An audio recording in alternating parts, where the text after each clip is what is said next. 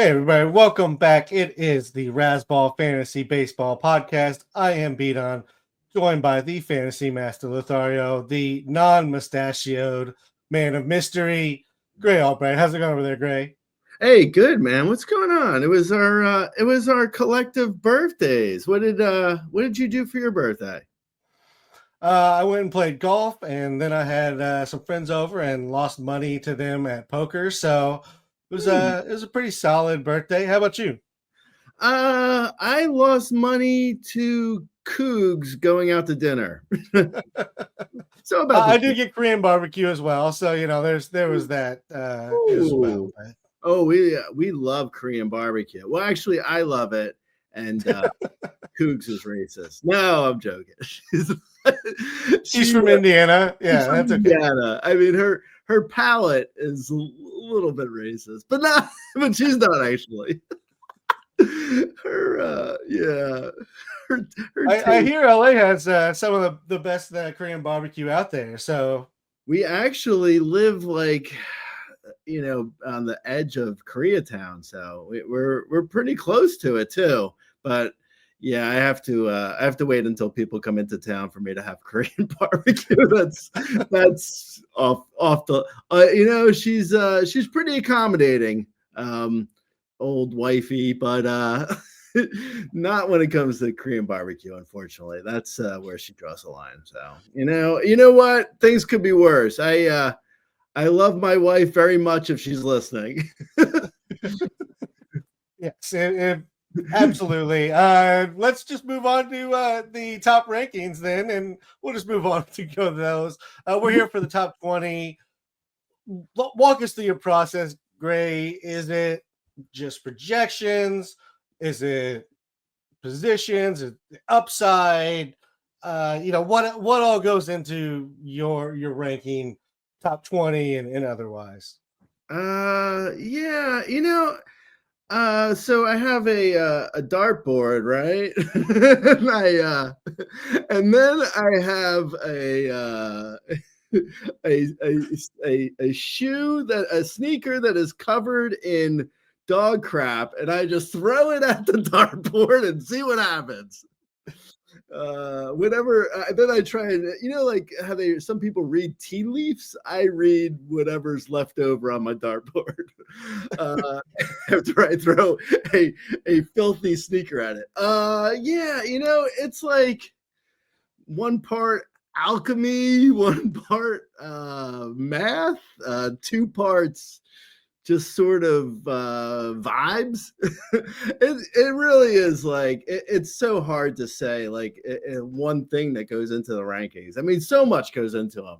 Like I start in November, and I haven't necessarily worked on them nonstop since November, obviously, but I start them in November, and it's just like I kind of get a baseline feel for what the projections for guys are, and then rank them from there, really. I mean, obviously, there's a lot of like, what have you done for me lately, with me looking at the player rater from last year. So there's some of that. Looking at like rankings from last year to see what what I was thinking last year on some guys, and then other times it is just like a upside, downside, realistic potential, guys who are coming off a bad year but should be better, guys who are coming off a great year who should be worse.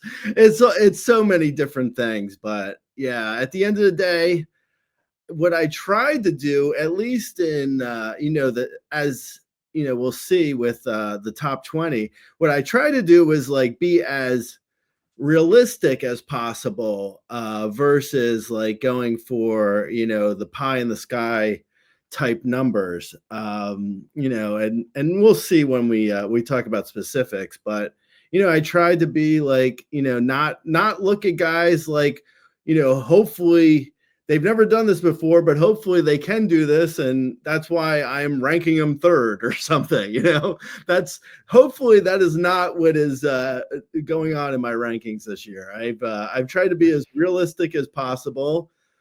Whereas, still even realistic though has, there's potential upside on realism. So, hopefully it all makes sense when we go over it. All right. And one specific thing that I want to talk about before we jump into players is stolen bases. Obviously, the rule changes the last 2 years. We saw even more stolen bases in 2024 than 2023 by 114. Home runs went down a little bit, but still higher than pre-rule changes. League average and OBP were identical from the year before the rule change and 2024, so 2022 and 2024. Those maybe normalized a little bit as everybody kind of got used to the clock and everything. But with the changes in stolen bases, are you prioritizing speed more or less? Or maybe is there an adjustment on the power side because you can find speed and, later guys? What's your thought process? Yeah, I think later on when we get into positions and we start going over, the positional rankings and my top 50 or so guys in each position. When we start talking about those, we'll see that like if you're going, so I believe in Sagnoff, steals in this case, steals ain't got no face. So there are guys later on that you're going to be able to get some steals from, but with Sagnoff comes the downside that there's going to be guys who are like potential for steals, but they're not well-rounded players. So if you're looking at like Leody Taveras to hopefully get you 22 steals in like the final round for your outfield, I mean, there is that potential, but there's also the downside that he may not do anything else in the other 4 categories. So, steals may be more abundant, but that doesn't necessarily mean I think you can just completely punt steals. In fact, I think it's probably more imperative that you grab steals. You build steals along the way, starting in the beginning of your draft, because if you just completely punt steals early, then you are going to have to look for steals later, and those guys who have steals later may not really be as optimal as you want. As we go along, you'll see that steals are definitely a big factor in some of my early guys, but not necessarily. I mean, there are guys like Aaron Judge who aren't necessarily going to give you a huge amount of steals, but there are also guys who are going to accommodate you in different ways for categories or hand jobs or whatever. No, probably not so much the hand jobs, but definitely power or average. But yeah, I guess it's a long way of saying like, yeah, steals are up, but that just means you better be drafting steals the entire time, or at least keep them in mind. Like if you're not getting, if you are getting like an Aaron Judge or a Juan Soto in the first round, and those guys don't have the steals necessarily as someone like a Bobby Witten or an Ellie De La Cruz, so you're going to be lower on steals than some other people in the first round, then you definitely need to start looking at getting more steals in the next round or the round after that. You cannot just wait until the final round and be like, oh, this guy will fix everything, because that guy doesn't exist. Yeah, you might be able to find some along the way. With steals comes some more like prospects with speed as their primary benefit, maybe getting some looks, but yes, you still got to get steals. Let's just start in the rankings, Gray. I mean, we'll kind of sort it out as we go. Tier 1, number 1, Bobby Witt Jr. Last year, he had 32 home runs, 31 stolen bases, 125 runs, 109 RBIs, hit 332, 389, 588. You have him projected for 33, 37, 112, 102, and a 314 average. He was 16th in average exit velocity, 21st in barrels, 30th in hard hit. K rate continues to drop. Walk rate continues to climb. He got better with WRC, WRC plus, ISO, OPS. Stolen bases went down a little bit, maybe because the team was a little bit better. But, I mean, there's a lot there, Gray. What else you got about Bobby Witt? His father is Bobby Witt 2 or 1. No, not as well. I meant 2, yes, as well. Yeah, I think Bobby Witt is, like me, as I was saying in our prologue, that I tried to be safe versus being sorry early, at least, and not chase upside. Because for me, it's impossible to talk about Bobby Witt Jr. at being number 1 without talking about Ohtani, who I'm going to have at number 2. So, like, I was looking at both of them. Now, Ohtani, not to talk about Bobby Witt and just go straight to Ohtani, but I mean, Ohtani is, going to have. He just had the surgery, and he's going to have a season again where he's going to be pitching. So, what does that mean for his steals? And also, what does Shohei Ohtani mean for, when you draft him? Like, it's always, it's crazy to look at him and you're like seeing a guy who is going to give you, 50-50 and potentially, 20 wins and a 2.5 ERA and a 0.97 whip and a 200 Ks, and you're seeing all this and you're like, oh my God, he's like a number 1 starter and he's a number 1 bat. Like, how do you turn that down with your first pick? And I feel like people forget that you're not getting all of that with Ohtani. You're either going to get all the hitting numbers, all the pitching numbers, or you're going to get some combination of both. Now, the combination of both is obviously going to be very valuable, and I would imagine that's what most people get if they're in a daily league. So you're looking at someone who's going to get so you're probably going to knock off some power, maybe a few steals, some runs, some RBIs. So you're not getting all his hitting, and you potentially aren't going to get all of his pitching if you're like in a situation where he's going against a tough lineup, or maybe, he is valuable. Like, there's a potential that he could have gotten rocked, like, the previous start. And you're like, well, I don't really want to start him now. He's going to Colorado coming off of a bad start. So I'm not going to start him there. I'm going to let him hit. So it's like, there's going to be variables where Ohtani's not going to give you all those stats. Whereas with Bobby Witt Jr., I mean, it's like plug and play, really.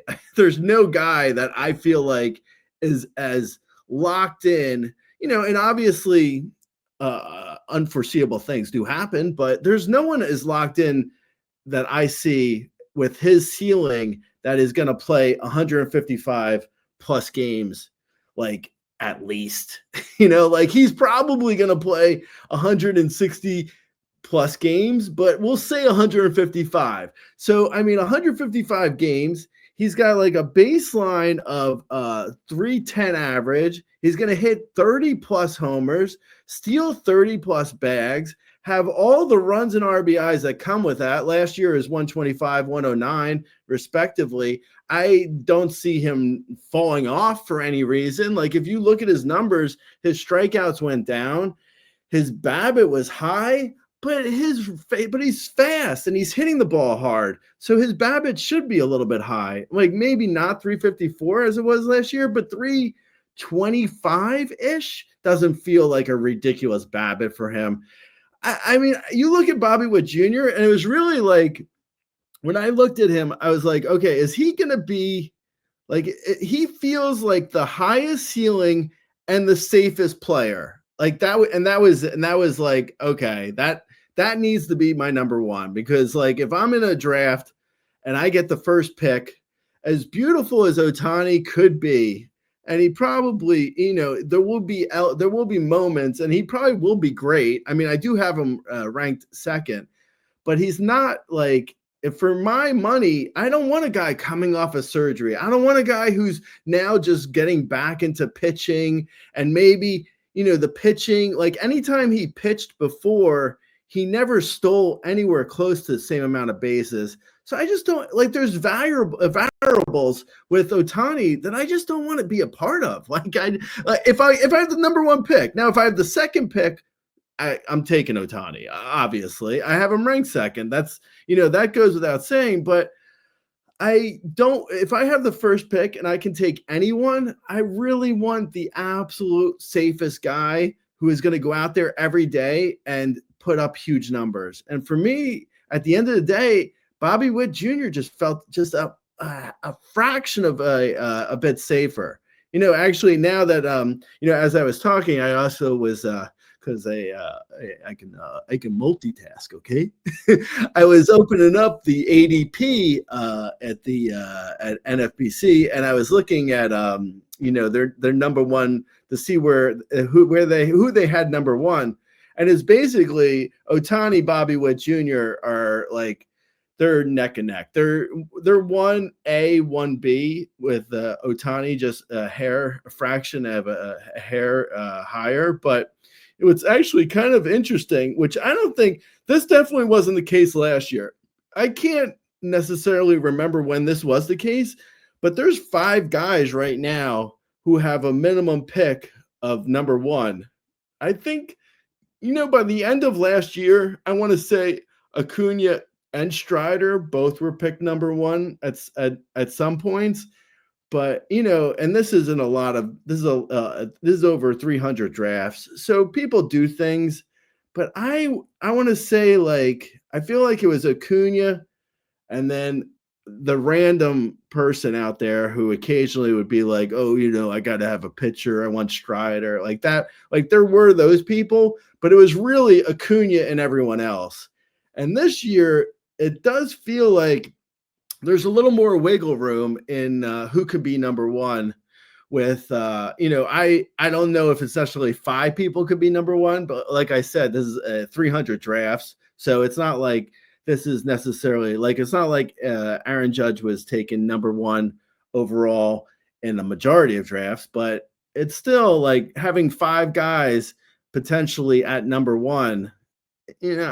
I don't think it's that, it's not that surprising to me, because it does feel like a little bit more of an open field for who could be number one this year. But yeah, at the end of the day, I went with Bobby Witt. Yeah, and there's nothing wrong with that. Just like I said, the stolen bases were down a little bit. That was mostly in the second half. He's still first in sprint speed, 7th in hit pitch to first base, 19th in the 80-foot split. So he's still got all the speeds you're possibly looking at. And you mentioned the BABIP. And funny enough, he was a 356 BABIP in the first half when he hit 323.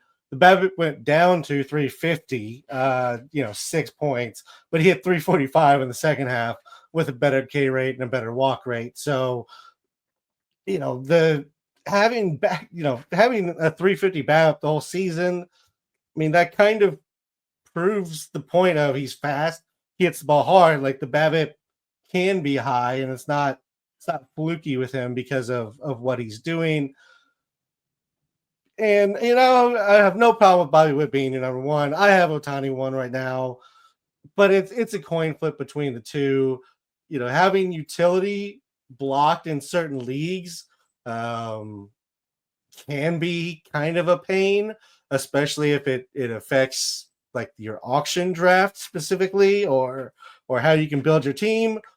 But Ohtani is so good. I will say, in regards to the stolen bases, when he was pitching last, that was also pre-rule change. So, I don't know that I'd take a whole lot from that necessarily. I think his stolen bases, likely go down some, just because I think he wanted to prove he could go 50-50, and the Dodgers, because of all the injuries, kind of asked him to steal and kind of create more runs.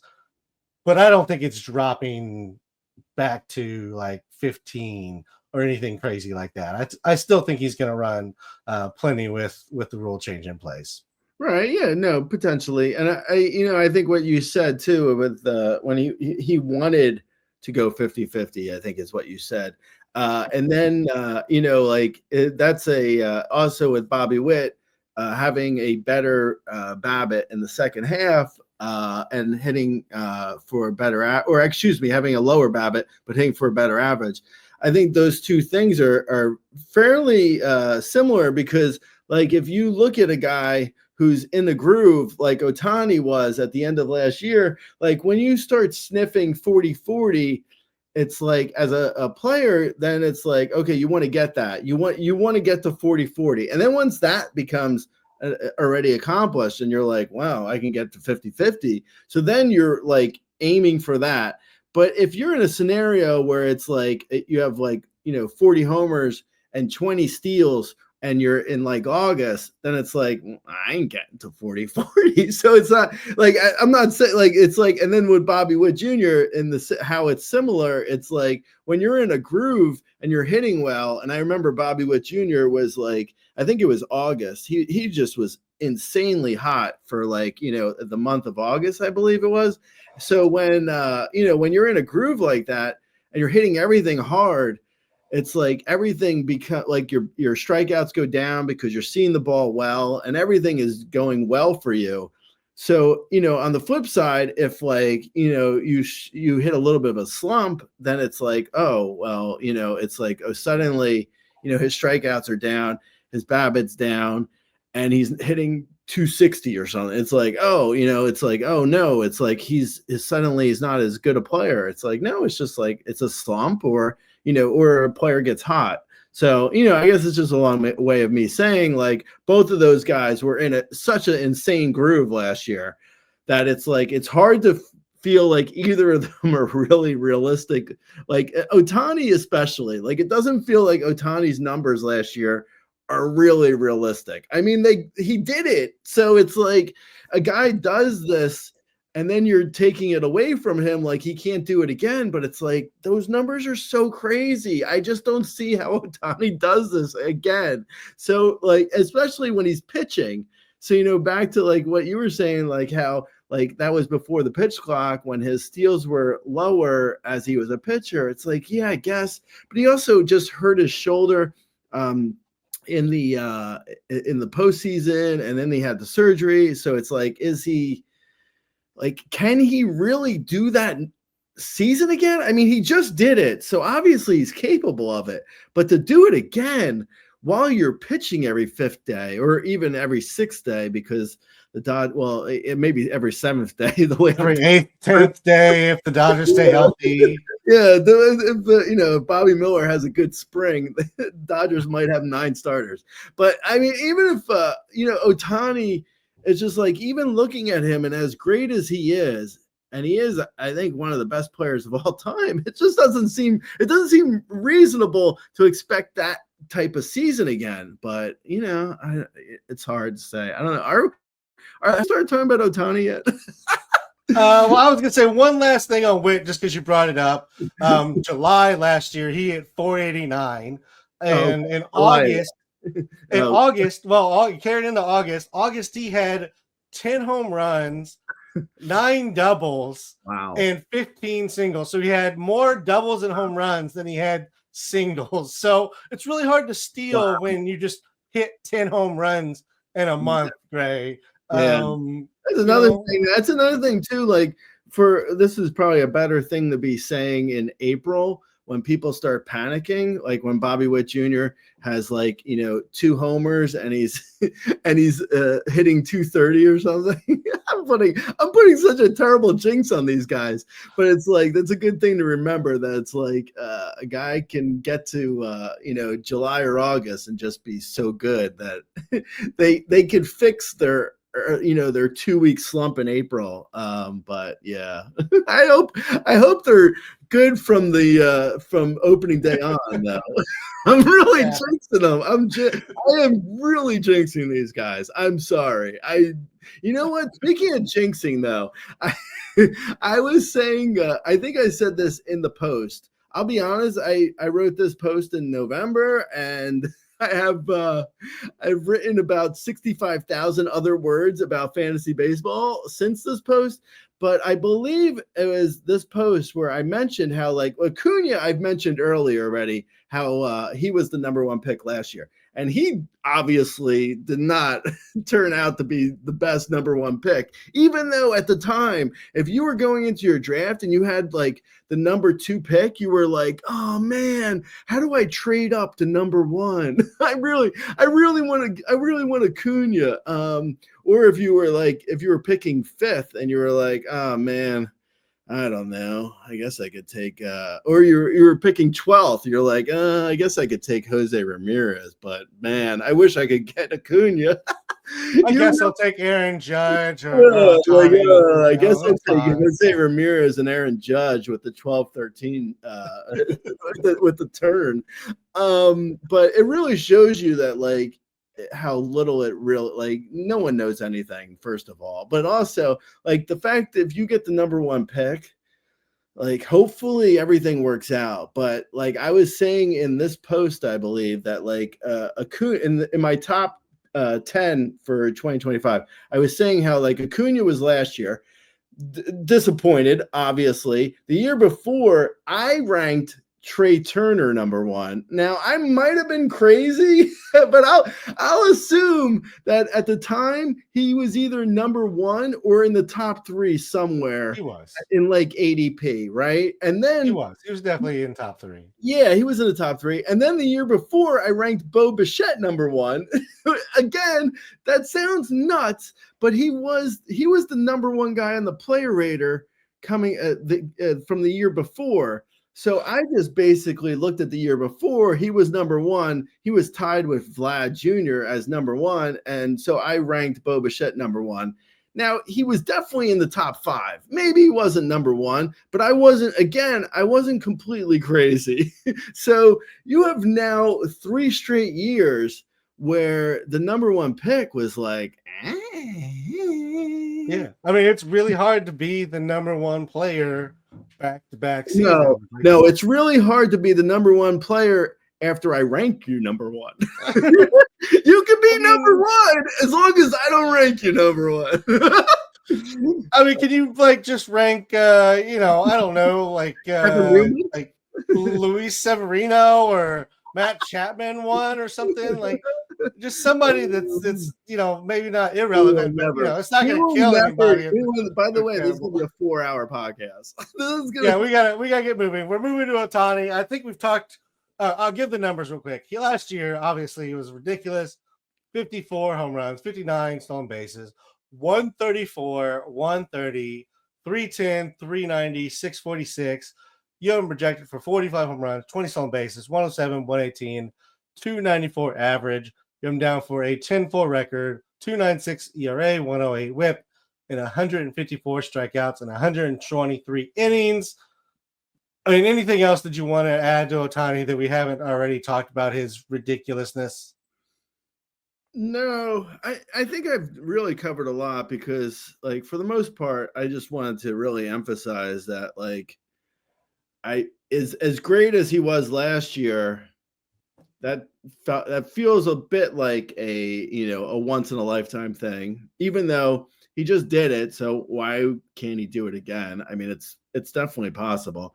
But I also feel like if you were number 1 with Ohtani, if you take Ohtani number 1, like I don't hate it. I have it's like Bobby Witt Jr. and Ohtani are 1A, 1B for me. And Witt, I just feel like is just a hair safer, just a little bit safer to give me 5 categories of just like greatness, where Ohtani is only going to give me 10 categories of greatness. Too many. It's 9 categories. No, I'm joking, but I just feel like Witt was a little bit safer. So I think I've said everything I had to say about these 2 guys. I probably could talk for another hour just about Ohtani, but yeah, no, we should move on. There we go. Just under 30 minutes. I said if we got through the first 2 in under 30 minutes, we'd be on a good pace, Greg. Next tier, starting at number 3, Ellie De La Cruz, Last year went 26, 76, 105, and 76. 259, 339, 471. You have rejected 430 home runs, 51 stolen bases, 111, 72, and a 267 average. K rate stayed high at 31%. Walk rate was just a touch under 10%, but he was 30th in average exit velocity, 35th in barrels, 61st in hard hit rate, and I mean, he's stupid fast. Ellie De La Cruz. With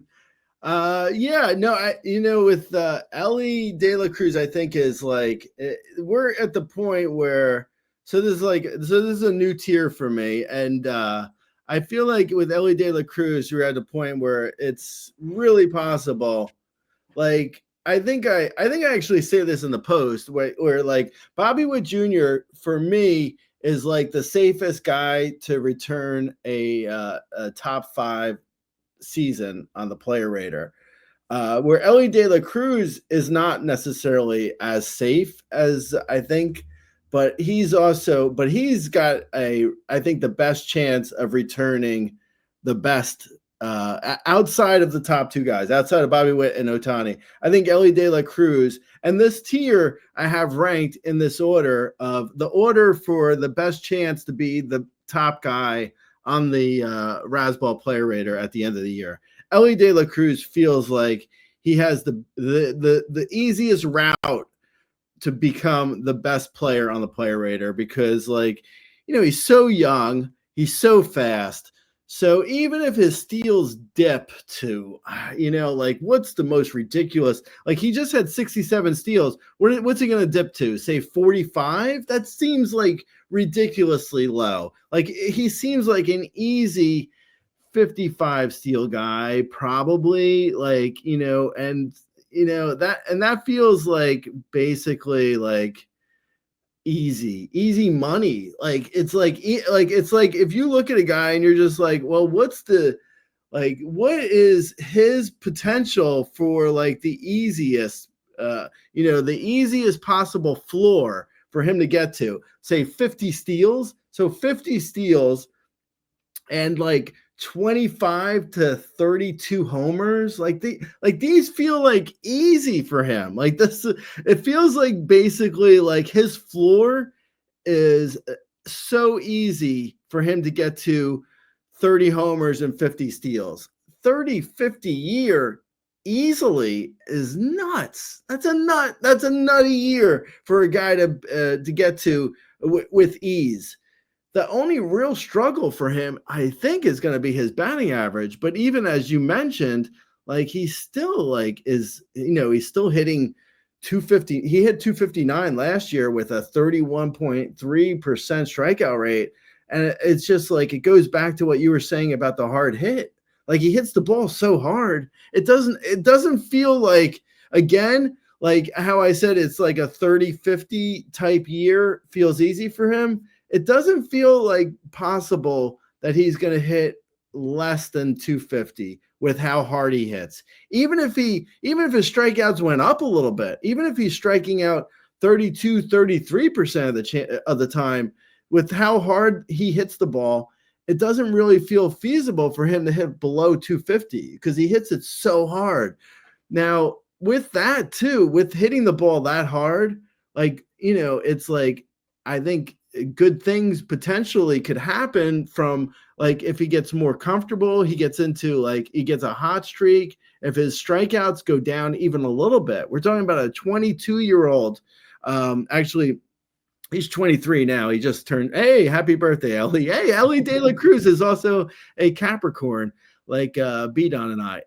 But yeah, I think, with how hard he hits the ball, he's just turned 23. So if his strikeouts go down just a little bit, like if they fall to just like 30%, he could potentially hit 275. Like it doesn't feel out of the realm of possibility for him to have a 35 homer, 40 homer, 55, like 40, 50, 270 year doesn't feel out of the realm of possibility. So like for me, he feels like the best bet to potentially be at the top of the player radar at the end of the year if it's not Witt or Ohtani. it's like Ellie feels like he has the easiest route to being like one of the best players of the year.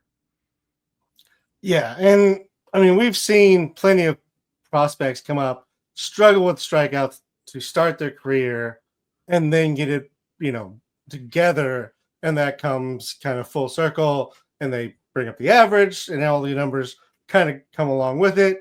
Ronald Acuna was that way. When he came up, he was a 25, 26. He had like a 29% strikeout season, and everybody started to worry, like, oh, is he regressing? Is he becoming, a bad strikeout guy? And then ever since then, he's been like 23% on the dot or better. So it's definitely one of those things where he's so young that can change with just an approach. Somebody says the right thing to him, and all of a sudden he's a 25% hitter hitting 280. And the Reds lineup is, we thought it was going to be good last year. They had a bunch of injuries. They had guys maybe not take as big a step or as we thought. But again, it's another lineup that it's got enough hitters. They could take a step forward, which also help the counting numbers. Yeah. I mean, we just talked about Bobby Witt Jr., who's like, he's a prime example. When he first came up, it looked like he was going to be a 220 hitter. I was definitely concerned. I feel like everyone, unless, anyone who's being truthful with themselves would say the same thing with Bobby Witt Jr. Not like he led the league last year in batting average. 2 years ago, people were worried he was going to hit 220. That's just growth and the hitter getting more comfortable with pitchers, seeing the same guys. I mean, it's not a surprise, really, if you think about it. If you look around the league, what is there, 10 pitchers that are really going to give a guy problems? I mean, how many? You're going to see at least half the game. These hitters are seeing terrible pitchers for half the game. How many times Ellie De La Cruz, the Pirates rotation is stacked, but what happens when the starter leaves the game in the 6th inning? It's oh, okay. Colin Holderman, okay. I mean, he was good last year, but I mean, he's not Paul Skeens, but yeah. I mean, so these guys, they'll face enough pitchers, and not only will they face enough pitchers, but they're also going to be facing guys who now they're comfortable facing. In the first year, I'm not even just talking about Ellie De La Cruz at this point. That's for every hitter. And that kind of is what drives me so crazy when I look at projections, and it's it's so rare to see a hitter actually, or even a pitcher really for this matter, but it's so rare to see projections actually expect a guy to get better. Everyone's getting worse all the time. Every single year, the projections come out, and you're like, wow, all right. I guess Gunnar Henderson's going to only hit 24 homers this year. Why is he getting worse? What are we doing here? What? Ellie De La Cruz just stole, 67 bags or whatever. It's this year maybe 49. What? Why? I mean, I also am not expecting 70 steals, but I mean, it's possible, right? I mean, guys do get better. It's possible.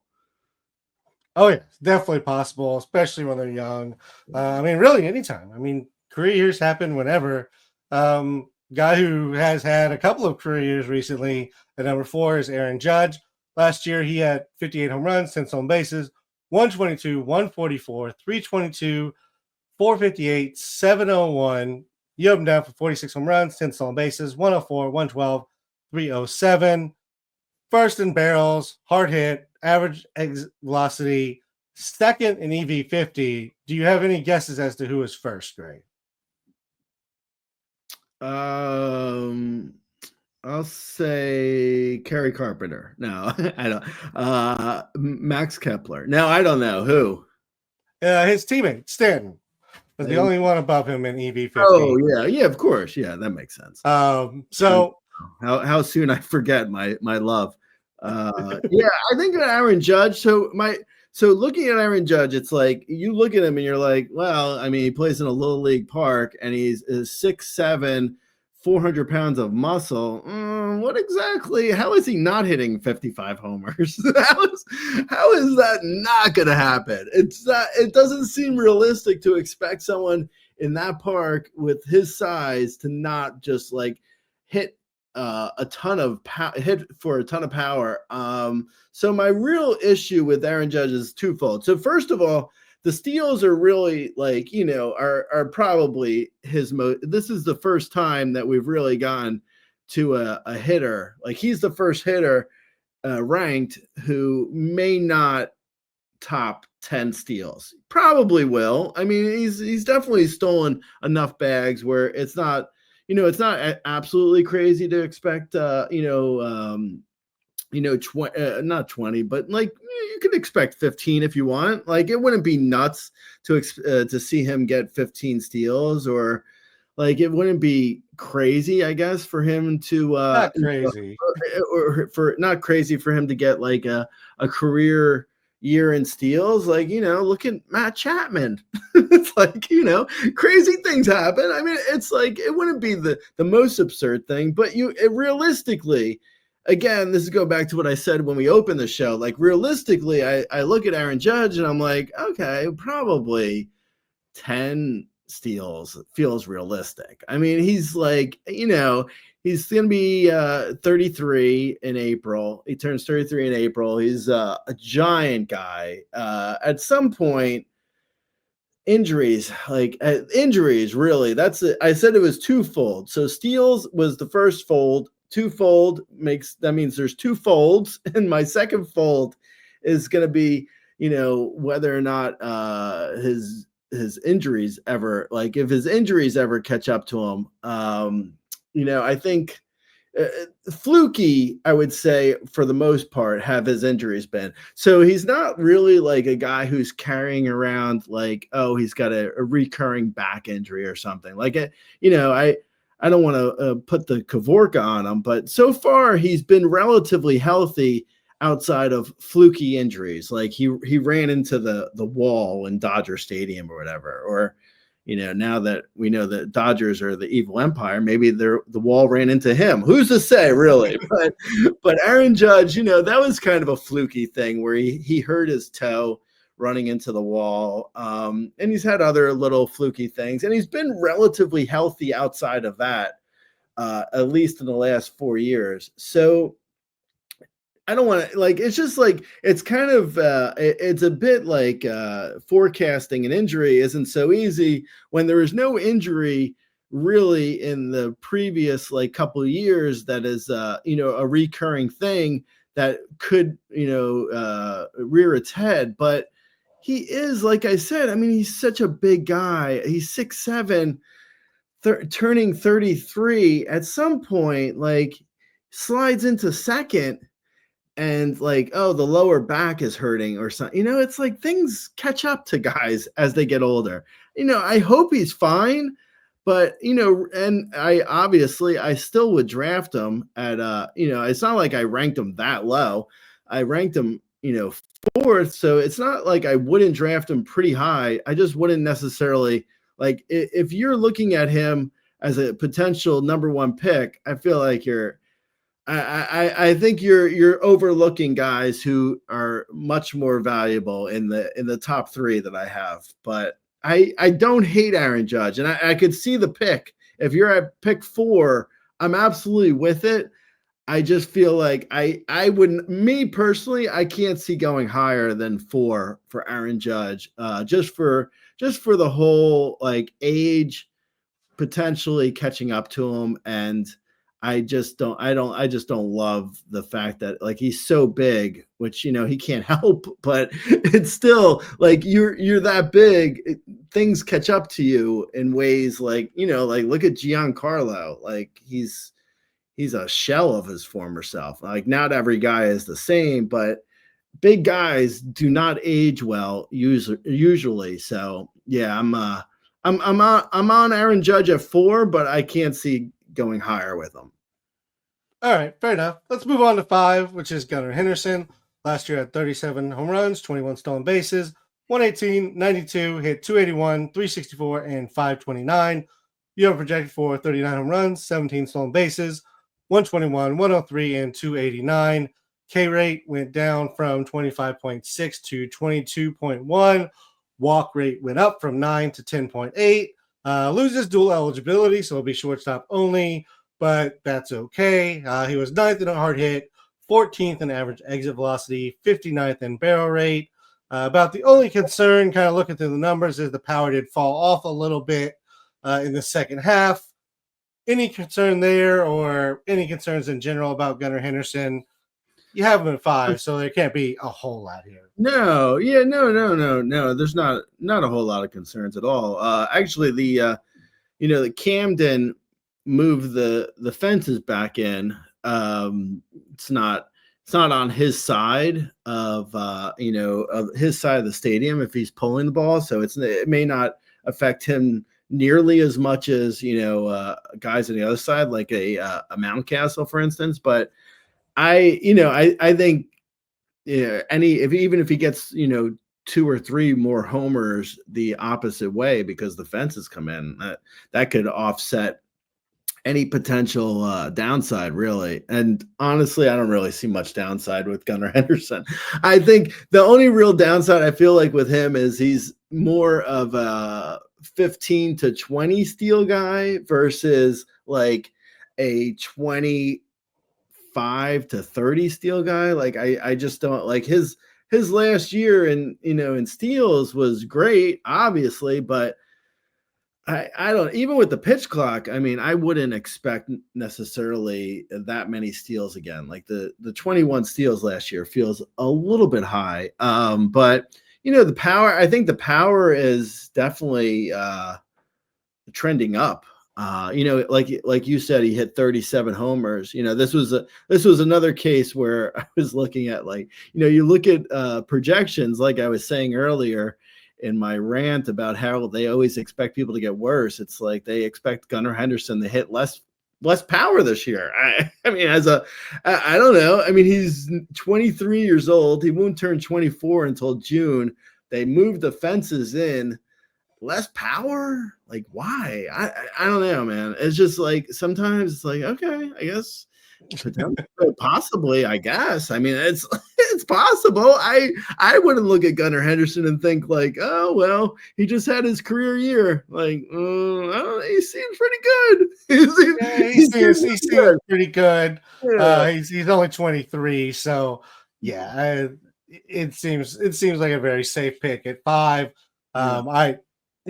This tier could kind of go in any number of ways depending on how you wanted to build and who you like. I will say in that. Sorry. Before you go on to the next tier, also Gunnar Henderson, I should say, is like, he's the last guy who I felt safe about putting in a tier where I was talking about, these guys could potentially be the number one guy overall at the end of the year. That's the kind of upside I think this tier has. Like, so we started with Ellie. Aaron Judge, we've already seen him be the number one guy in the player rater. Last year, I think he was number 2, but he's definitely a guy who could be number 1 in the player rater. And then Gunnar Henderson, I feel like if he really gets into a hot streak and he comes into his own, 45 homers, 20 steals, absolutely is within the realm of possibility for Gunnar Henderson. I don't think the steals are going to be that high, but I mean, he just stole 21, so I could be wrong on his steals coming down a little bit, but the power is real. The batting average is real. He's absolutely a guy who could be number 1 in the player rater at the end of the year. So that was sort of the end of that tier of where I felt like guys could be the number 1 guy on the player rater. Now, obviously, someone below this could be, but I just felt like, realistically, this felt like, the end of the guys who realistically have the safest chance of being number 1 on the player rater. Yeah, I mean, Gunnar could go 50-25, even 50-30 if they just green light him and let him run as much as he wants. He was top 60 in sprint speed and 80-foot split, so that's more than fast enough to steal 30 bases.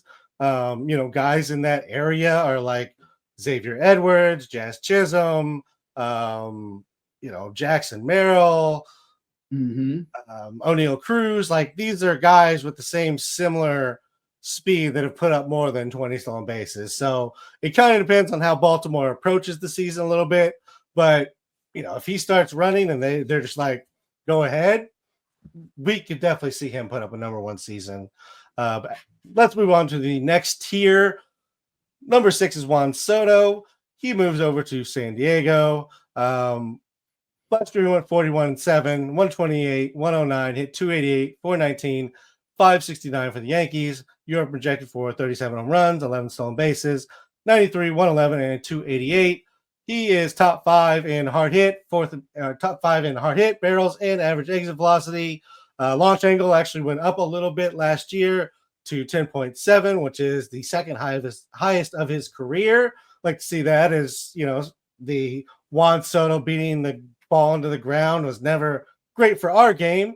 He's worth $260 million. The lineup there in New York is worth $260 million.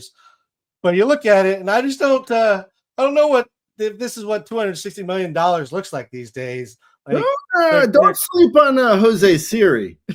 Careful. Careful what you say about Tyrone Taylor, okay? All right? Hey, Luis Torrance, okay? Mark Vientos and Brandon Nemo as the 3-4, like I like Mark. I do like Mark Vientos, but I do too. Brandon but like Nemo as cleanup is that $260 million salary. This is what you get. Yeah. But that's like saying like you're living out of your car and your car is a Rolls Royce. It's like, you have like this lineup that is worth $260 million, but that's because Juan Soto is worth like $258 million. So it's like, okay, there's also Lindor, but you know what I'm saying? It's like, It's all in like 4 people. Yeah, it's like you got 2 guys. You got a Rolls Royce in the garage, and you got no house. Like, okay.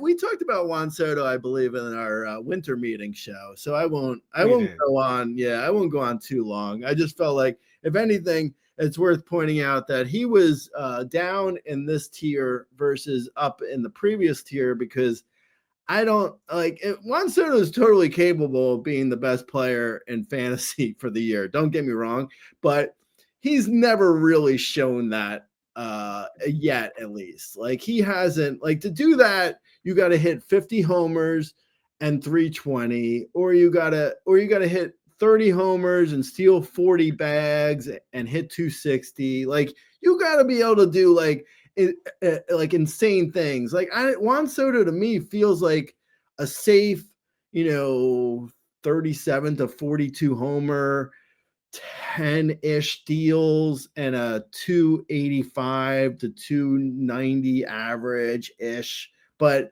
none of those numbers are getting you to number 1 on the player rater. So that's why, like it could happen. Like I said earlier in the show, like Vlad Jr. was the number 1 guy on the player rater one year. And that's the type of player Juan Soto is. So it could happen. Like, if Juan Soto has like a year where, he has like 120 runs and knocks in 130 RBIs and hits 45 homers and steals 15 bags, and hits 290, that could be a number 1 on the player rater type year. But yeah, I for what we've seen, Juan Soto to me feels safe, but not like, you're not going to get the insane upside as some of these other guys we've already talked about. Yeah, and I'm going to ask a question now because we're on Juan Soto. Like, just purely looking at projections, and this kind of goes back to what we were talking at the beginning about how you put your rankings together. Like, just purely off your projections, like, it feels like he should be at the bottom of the tier, but he's at the top. Is that just the security of like what you're getting from Juan Soto? There's not questions about him like there might be the rest of these guys. So you're saying, why is he at the top of this new tier rather than the bottom of this tier? Like, he's 37-11, 288. Right. Next guy up is 36-28, 276. Right. The other guys have more steals, so like the Ramirez's and that are coming up. Yeah, no, because I think Juan Soto is just a little bit safer. Like I don't necessarily feel like the upside is that crazy, but I also don't feel like the downside is as bad as, some of the other guys in this tier. Not necessarily, like, they're still in the top 10 overall, so I don't dislike them, but I do feel like the downside for, Jose Ramirez, Francisco Lindor, or Kyle Tucker. I mean, Kyle Tucker's already, like we saw last year, his downside was so bad.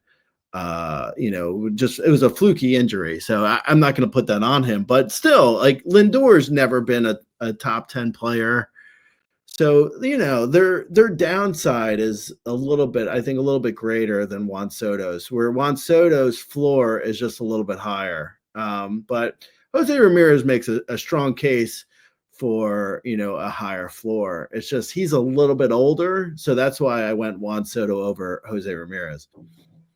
Okay, that's I just want to throw that out there because anybody look at your rankings probably has the same question, so wanted to let you talk about it.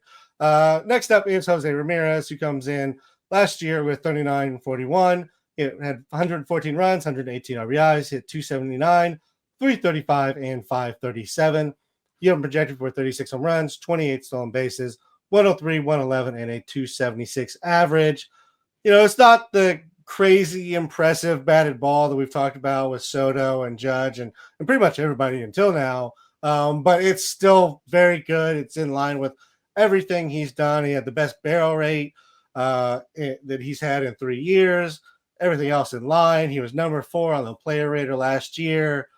He is 32. This is going to be his 32-year-old season, and there's a possible trade, if things don't start up right in Cleveland. But, I mean, Jose Ramirez has been so solid. I just noticed. I was before we did the podcast, I was looking at Brian Giles just randomly, and he has a 51.5 WAR for his career, and Jose Ramirez is actually exactly tied with him right now. Anyway, this is not that was very random. That was completely irrelevant. Brian Giles, his family was the Sacklers with steroids. No, I don't know. I don't know if that's true. Don't sue me.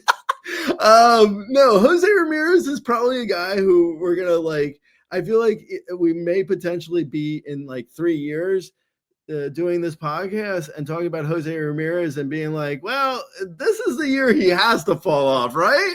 I mean, at some point, it's got to happen, doesn't it? Jose Ramirez has been so consistently great for so many years. It does feel kind of silly to not have him in my top 3 or 4. I mean, as I was saying earlier with the ADP, he's definitely lower here for me than his ADP. His ADP's at 5, so not that much lower. But we've only gone through 7 players, so it's impossible to be that different at this point. But Jose Ramirez is, I mean, there's a case someone, I was saying, there's 5 guys who were drafted number 1 according to ADP, and Jose Ramirez is one of them. And honestly, if someone did that in my league, I wouldn't think they're totally crazy, because he has been so remarkably A, healthy, B, productive. He's had basically almost I think 8 of 10 years he's been playing, and I think 8 of 10 he's been solid. He's had 2 iffy years, depending on, and even those iffy years weren't really that iffy. I mean, he hit 255 one year and with 23 homers and 24 steals, and that was coming off a huge year, so it was a disappointing year. It was also a year when I called him a schmohawk and said for you to avoid him. But what am I doing a victory lap from 6 years ago? I mean, come on. What person am I? But yeah, I mean, Jose Ramirez is just he's so consistently productive that it's almost like it is hard to, it's hard to, with a straight face, to be like, yeah, he's gonna fall off this year, right? Why would he fall off? There's really very little reason, but other than like at a certain point, like, a 20 launch angle, insane fly balls, at a certain point you would think it would, the fly balls would stop going over the fence and would like start going 370 feet into outfielder gloves. And, then his batting average plummets and, everything sort of falls off. Like, for instance, like Nolan Arenado is one example of thousands of examples. But yeah, at some point you would think Jose Ramirez would fall off with his speed. But I mean, he just had like a career year with 41 steals. So yeah, I mean, if I got to 7th pick and Jose Ramirez was there, I'd happily take him. But I just personally couldn't move him above the guys above him, for me at least. Like, do you want, for instance, like Ellie De La Cruz? Actually, Ellie De La Cruz is above him in ADP. So we'll say Gunnar Henderson, for instance, he's below Jose Ramirez in ADP, barely below, but still he's below him. Like, really, are you going for like a 23-year-old who is going, 35, 20, 280? Instead, you're going for Jose Ramirez just because, I don't know. It just feels like Gunnar Henderson to me just feels a little bit more exciting. But this is sort of splitting hairs a little bit. Like I do like Jose Ramirez a lot at the 7 pick, but I couldn't move him above any of the guys I have above him. It was impossible for me. Yeah, the only one I would is Juan Soto. I have Jose Ramirez at 6. That's the only one, and I already talked about kind of why Juan Soto isn't there. And it's really just like when I sit down and I write the projections out for all these guys and what I expect of them, he's giving me less than the rest of them. So why would I move him? Otherwise I need to change my projections. But it's just, it's a whole thing about how that all works.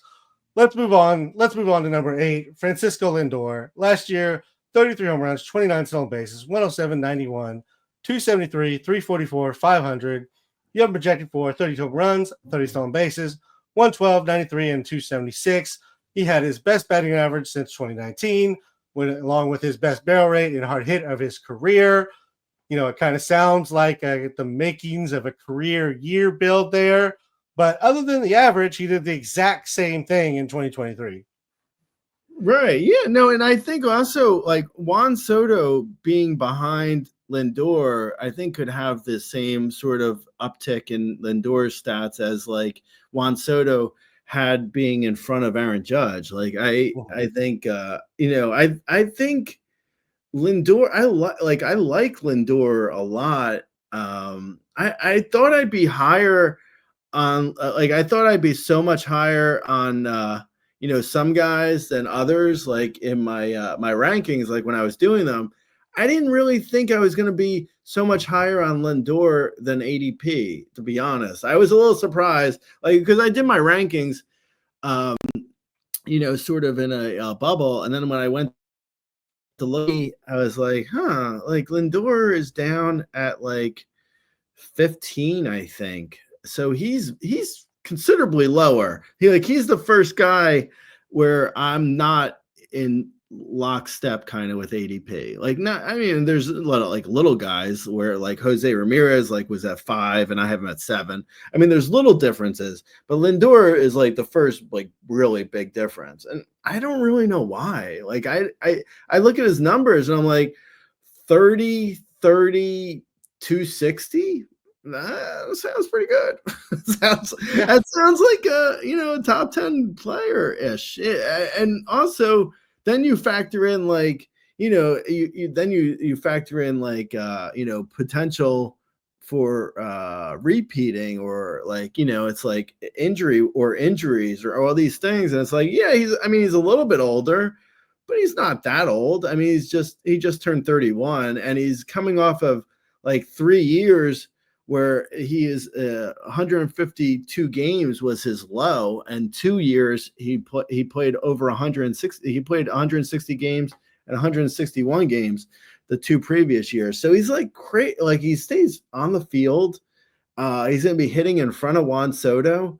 Yeah, and he's got 30 steal speed, kind of without like trying that hard. Like it's not like he's getting caught stealing a lot or anything. And I mean, he has easy sort of like, at worst 26 homers. I mean, that's going down to his low of the last 3 years. Is 26 homers. So it's like, yeah, if he goes 26, 30, 255, I mean, it's not as good as I want, but that isn't terrible by any stretch of the imagination. So yeah, I felt like he felt like a really kind of safe pick for around this part in the draft.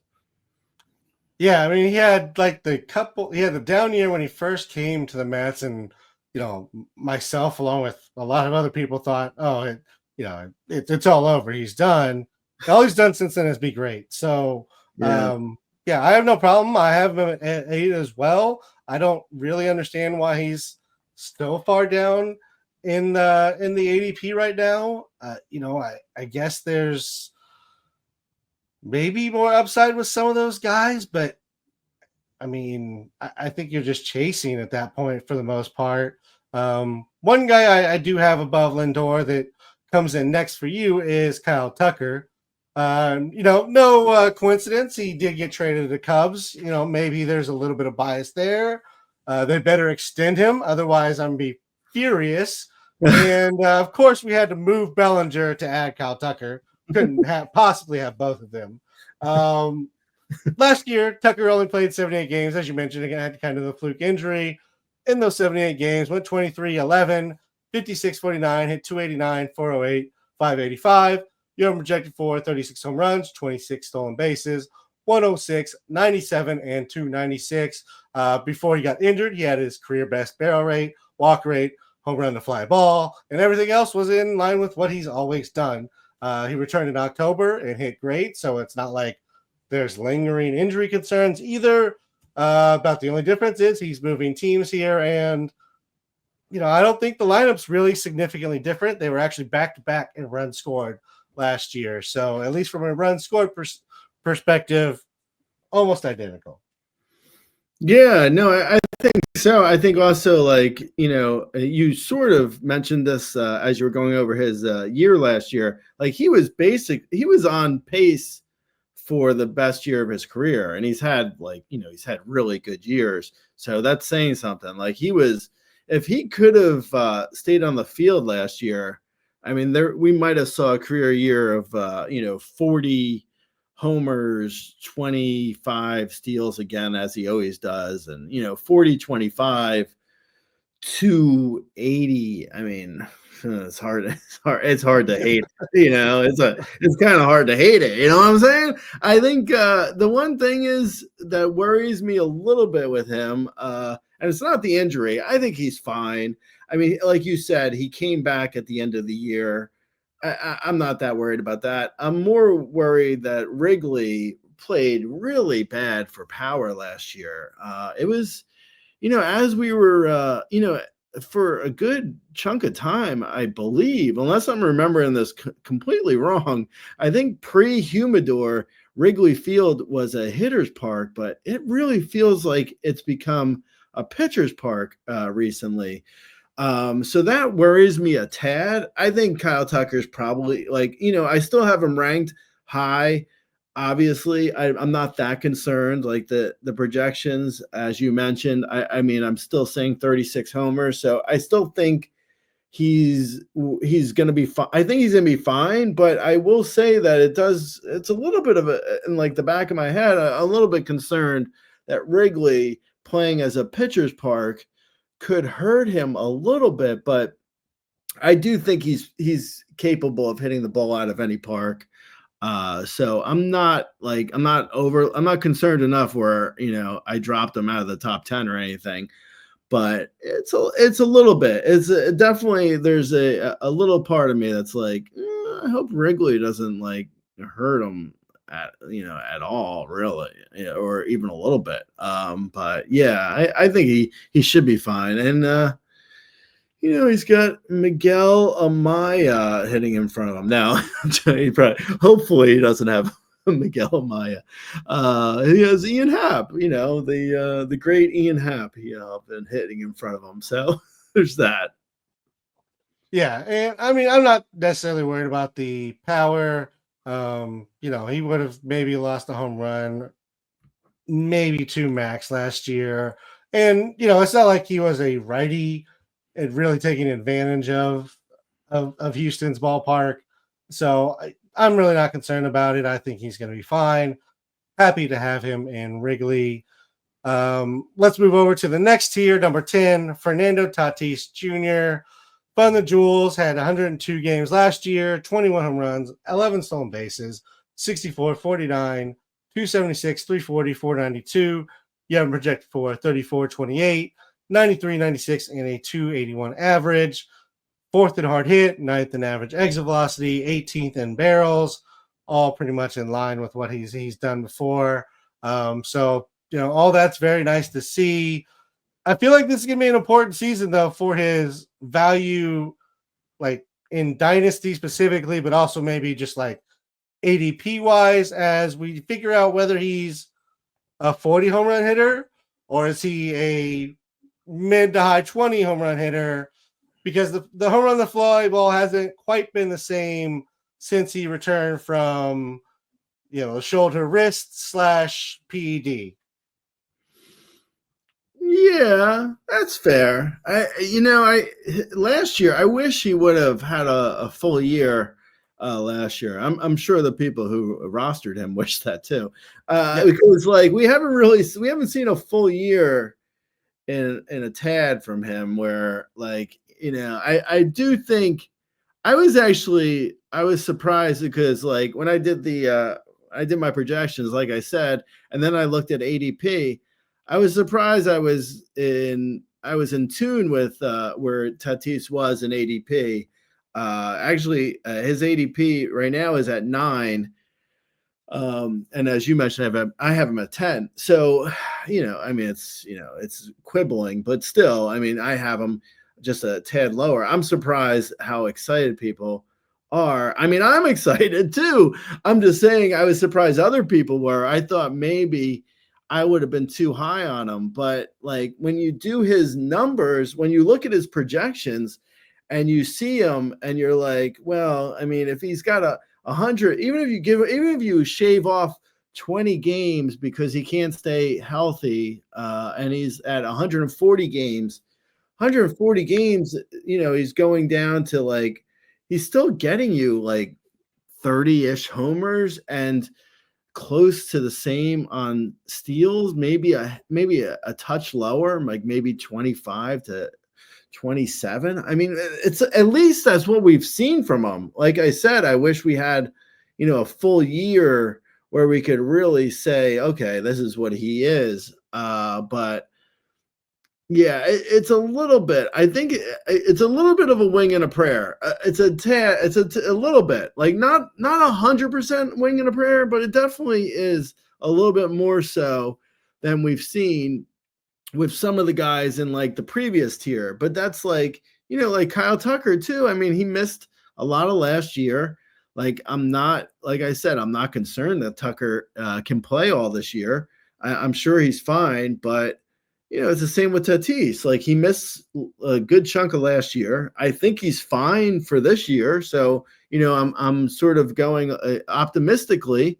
I'm looking at him and I'm like, okay, well, optimistically, if he gets like 140 games, he should get close to 32, 34 homers and 25 plus steals with, and he's always hit for a decent average, as long as, he's a 279 hitter in his career. So it's like, he's more or less been a solid hitter.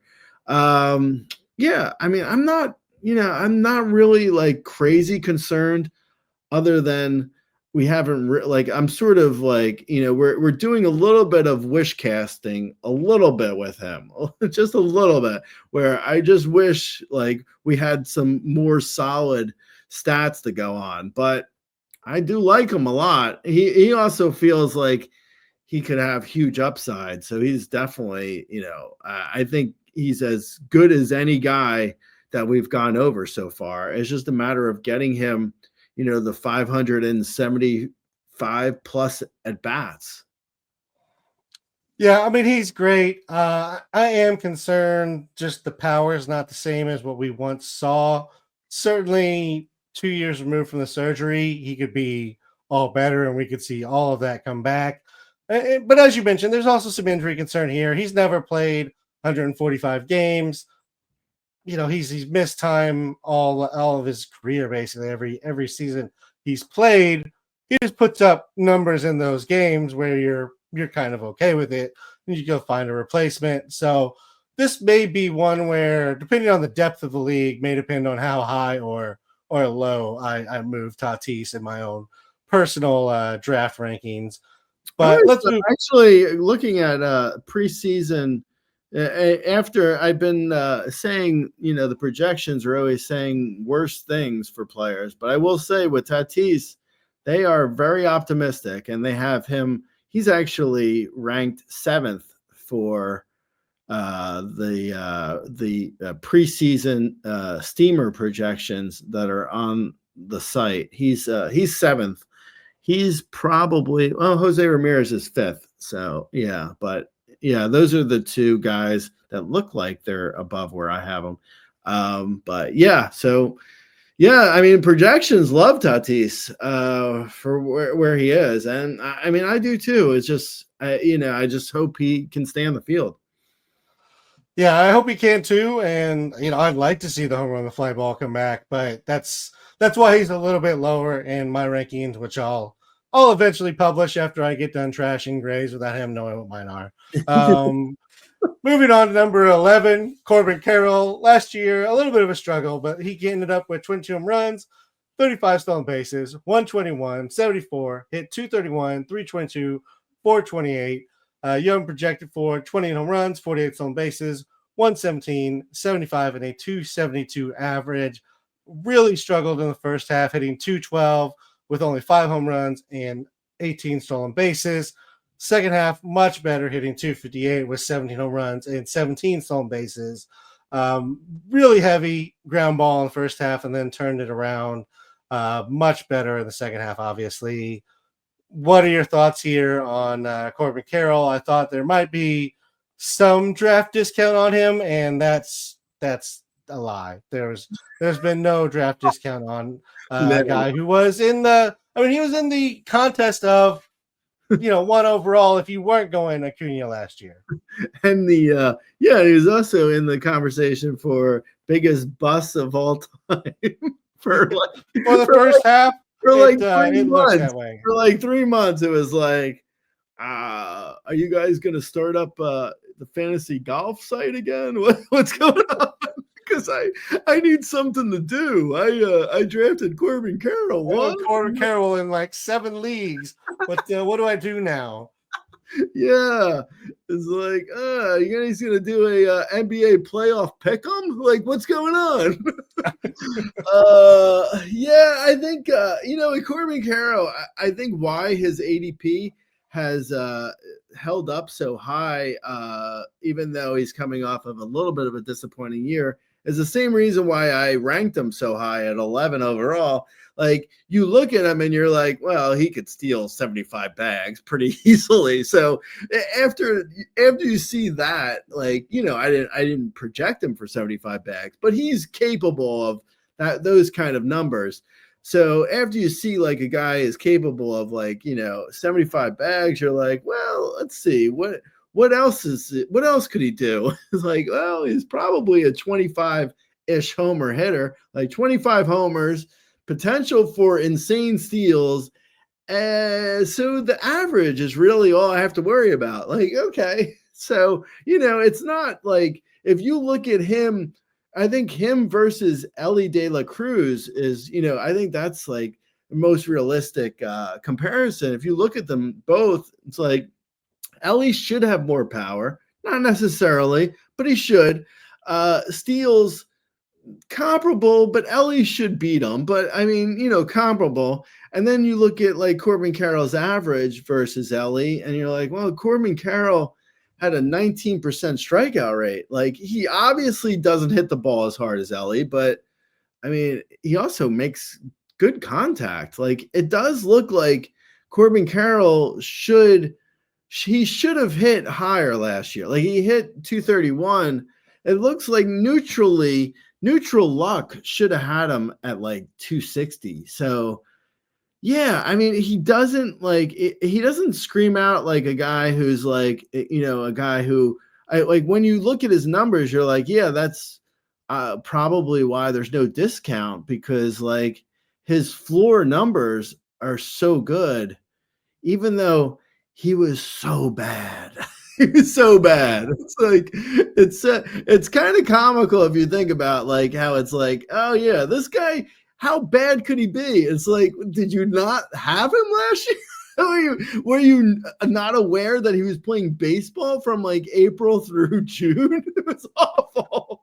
I mean, it was. But you might have missed it because nothing really happened, I mean, it was like the worst. I mean, it's like the worst first half in like history for like a top 3 pick. Like, it was really bad. But then once you've managed to like eternal sunshine of the spotless mind, like you're able to extract that memory of Corbin Carroll's first 3 months. You're able to get that out of your head, and you're like, how bad could he be? He can't be that bad. Like, he was kind of bad, but yeah. Okay. Why you would have a 285 25 54 hitter go change his stance and his swing is just mind-boggling to me. But he changed his swing, grounded the ball into the ground just constantly. This feels like an Arizona thing. Yeah.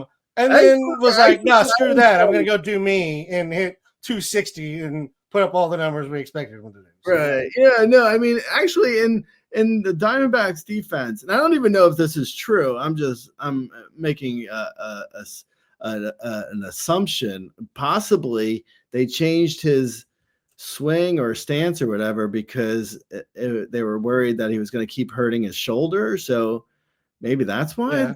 Maybe there was just too much rotation or something. Yeah, maybe. I don't know. I'm just guessing. Maybe. Yeah, maybe that's possible. I didn't actually think about that, but whatever happened, I'm glad that he went back to being good. That was really awesome. The thing where you're like walking on the edge of losing your shoulder. But you're the best player possibly in baseball. You're the best player in baseball, but you also may need shoulder surgery every 3 months. There may be a Grady Sizemore or a Fernando Tatis Sr. moment coming. You're walking on the edge of either being the best or never playing again. Good luck. By the way, the Fernando Tatis Sr. thing does hang in my head a little bit. I'm not going to lie.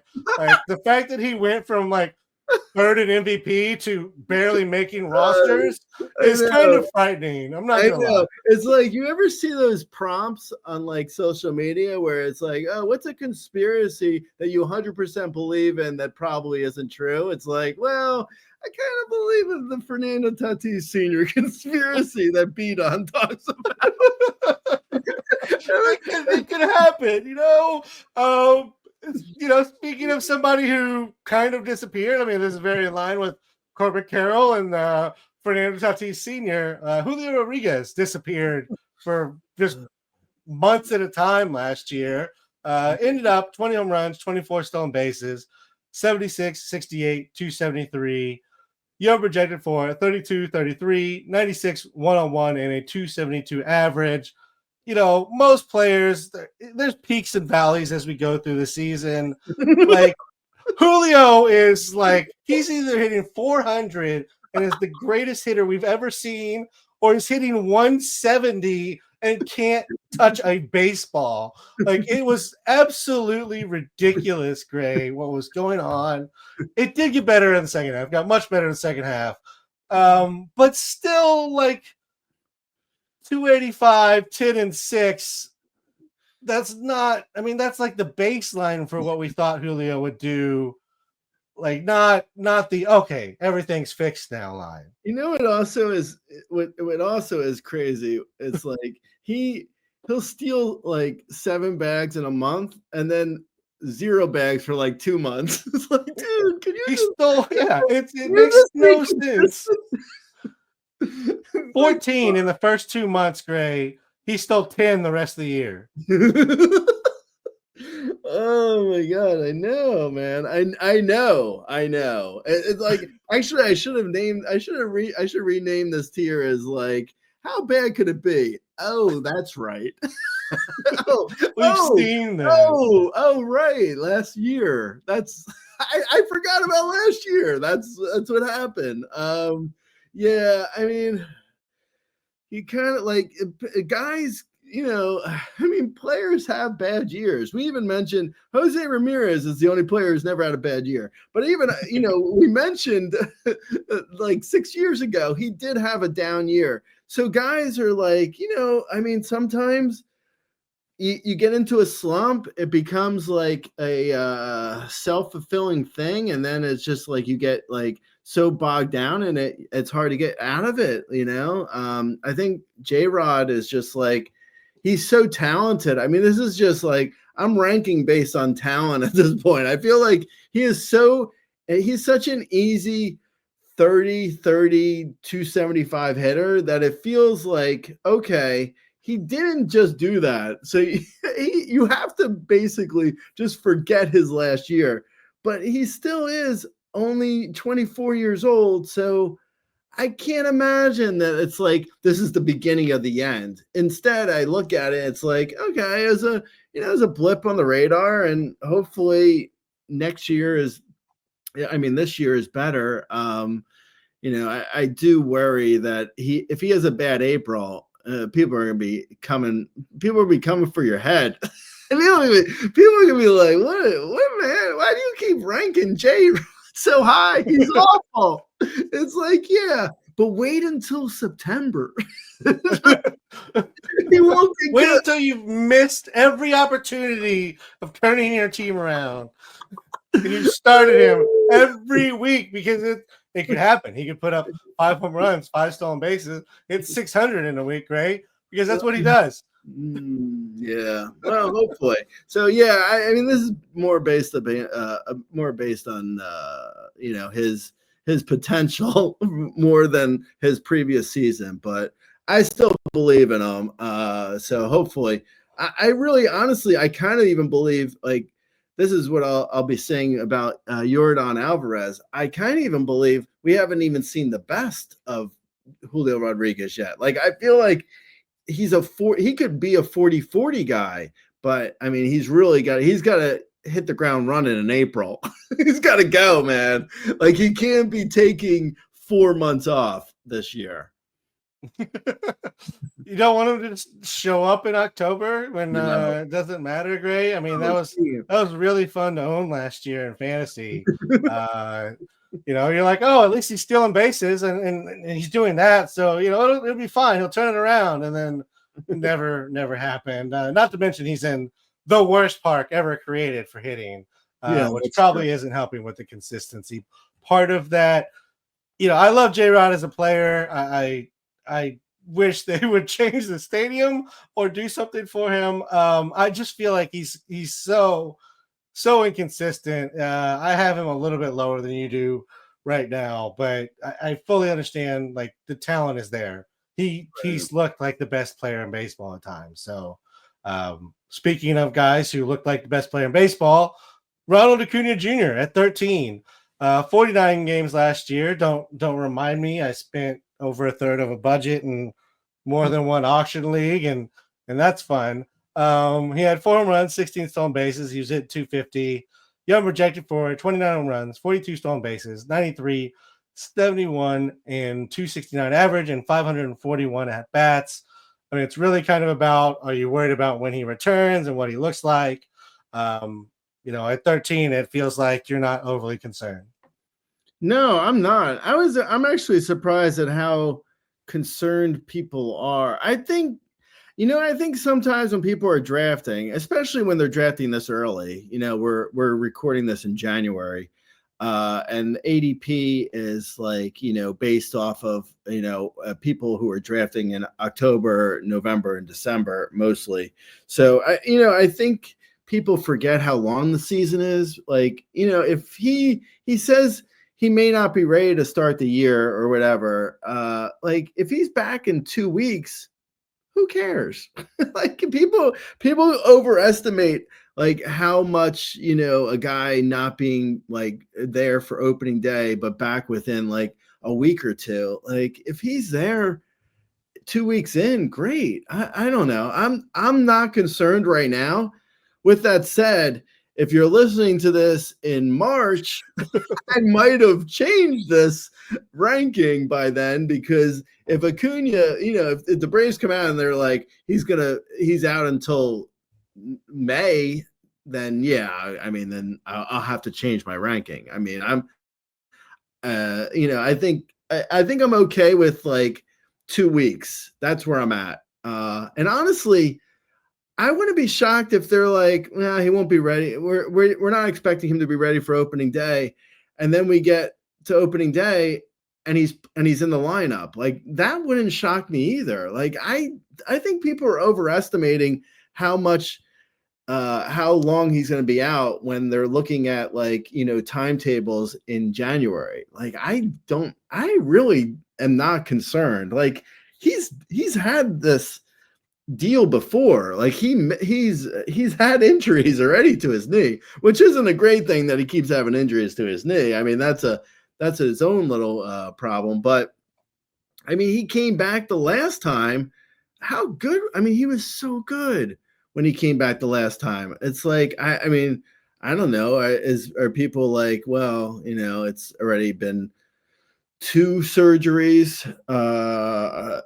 So maybe that's why people are concerned. But I mean, his last full year, he went 41, 73, 337. If he's only missing 2 weeks, I'm taking that in the top 15 overall. Like that's like insane. Like, I don't know. Maybe people are like, well, he's going to come back and he's not going to be the same. But like the last time he came back, I just told you the numbers he did. I mean, he had a 41-73 season after he came back from a knee surgery. So like, I don't know.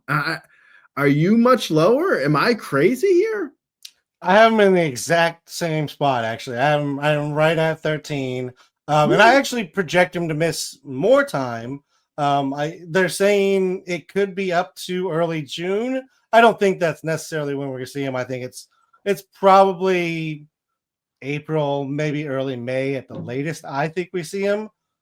But to your point, like we saw him the last time we saw him in the first half of that season, 2023.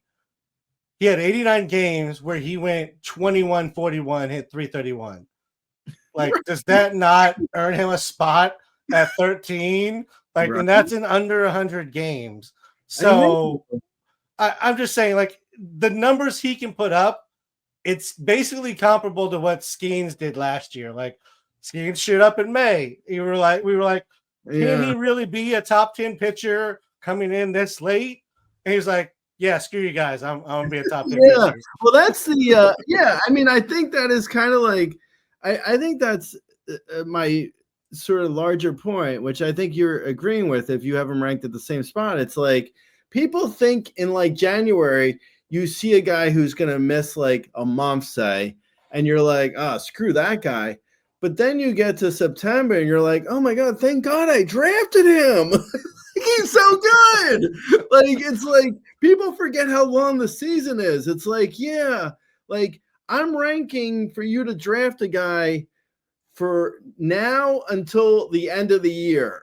If you're gonna draft a guy and then trade him in March, well, then maybe you shouldn't do that with Acuna. But if you're drafting him and stashing him and then just picking up a hot guy off of waivers for a couple weeks in April. Like, I mean, he feels like such a no-brainer to me that I'm kind of surprised at how low he is in ADP as of right now. But again, I feel like that might be because it's so early in the season and it's like it's January and people have been drafting since October, and that ADP is just a little bit funky because like if it's March and you hear a good report on Ronald Acuna Jr. at like March 15th and your draft is March 16th, you're taking him in the top fucking 12.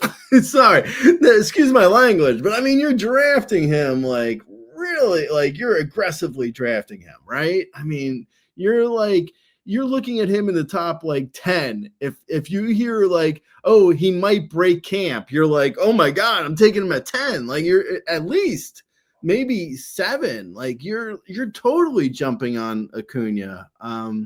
So yeah, I mean, I think maybe people just they're underestimating how long the season is, and they're underestimating him. Like him in like 110 games is like it's more than a lot of players. His last second half grade was 20, 32, 345. That was his second half. That was 70 games. Yeah. So yeah, that's great. Yeah, no, I think we're on the same page. I think we are. If I could actually start a 15-teamer, Lindor, Acuna, which seems ADP wise very possible, I'd be pretty happy. Yeah, I don't. You know what? One thing I didn't look at was what our draft looked like when we did it at the end of November last year, or end of September last year. I didn't look at that top 20. I wonder how different that is. I don't know. It was definitely a little bit different. In that I think we had Acuna. Actually, I don't know. I'll have to look it up. No, we literally had Acuna at 13. Then we took him right where we both sat him in our rankings currently. Really? So. Oh wow! Because I honestly didn't look at it. That's weird. That's funny. Okay. Anyway, let's move along. Moving on. Next tier. Start of tier 5. Number 14. Mookie Betts. His 32-year-old season. He is shortstop outfield eligible. He's going to play shortstop apparently this year, or at least that's the plan. 116 games last year. He went 19 home runs, 16 stolen bases, 75, 289, 372, 491. You're projected for 33, 17, 107, 102, and a 294 average. The numbers were down a little bit from 2023, but I mean, it wasn't a significant amount, but I guess the question is like any concern over the age. He is going to be 32.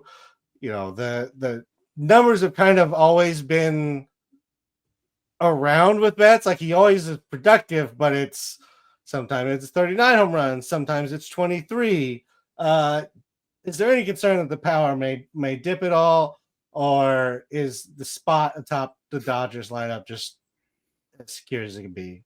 Yeah, I mean, it's so hard for him to be that bad being in front of, even if Ohtani hits leadoff, being in front of Freeman and Teoscar with Ohtani in front of him.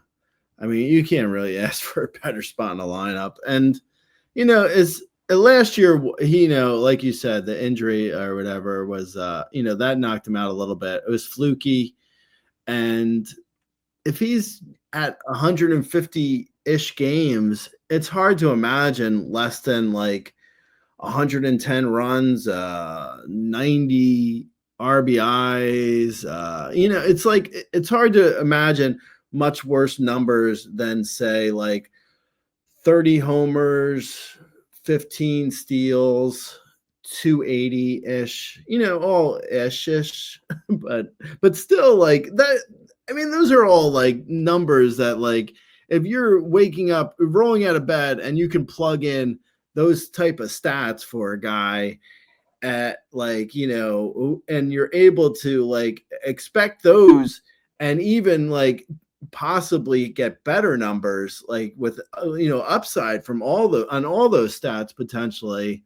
I don't know. It feels hard to like turn that down, like at pick 14. Like that feels like, a guy with upside on 30-ish, 32 homers, 15, 17 steals, 290-ish average. Like, and that's floor and upside on that. That's pretty good. So yeah, I'd be really happy to get Mookie Betts, to be honest, Tyler. I really like him if I'm able to get him at that spot. Yeah, I do too. Number 15, Yordan Alvarez, Captain Wu Cabano, 35 runs, 6 stolen bases last year, 88, 86, 308. You have projected for 36 and 3, 91, 102, and 306. More stolen bases last year than his whole career. Best strikeout or best K rate of his career. I mean, he just continues to be an amazing hitter. Yeah. No, he was, like I mentioned earlier about like, potential upside, like that we haven't necessarily seen, but we keep like expecting it.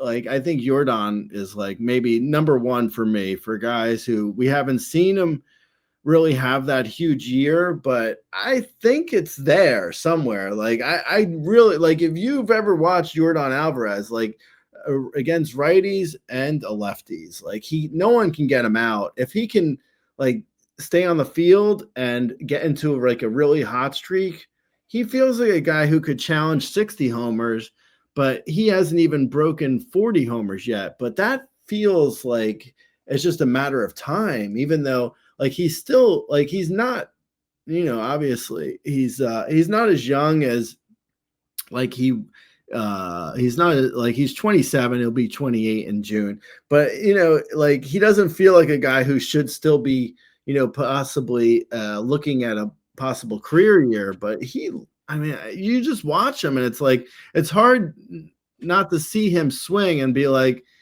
he could hit 50 homers and 320. Like, that's the kind of guy, like that's what his, like, him against any pitcher, that's what it looks like. But he's always had like, a little bit of iffy injuries here and there and knocks him out. He usually misses like a couple weeks in the season. So yeah, I mean, but even if you get that, even if he's not quite the upside that I keep wanting to happen, that isn't happening, even if we get the normal year from him, it's not a terrible year to potentially get. I think it's actually really in line with the next guy, which is like, it's funny because like it's Vladimir Guerrero Jr. is the next guy on the list. Like Yordan Alvarez and Vladimir Guerrero Jr. It's funny because they're not really like, if you saw them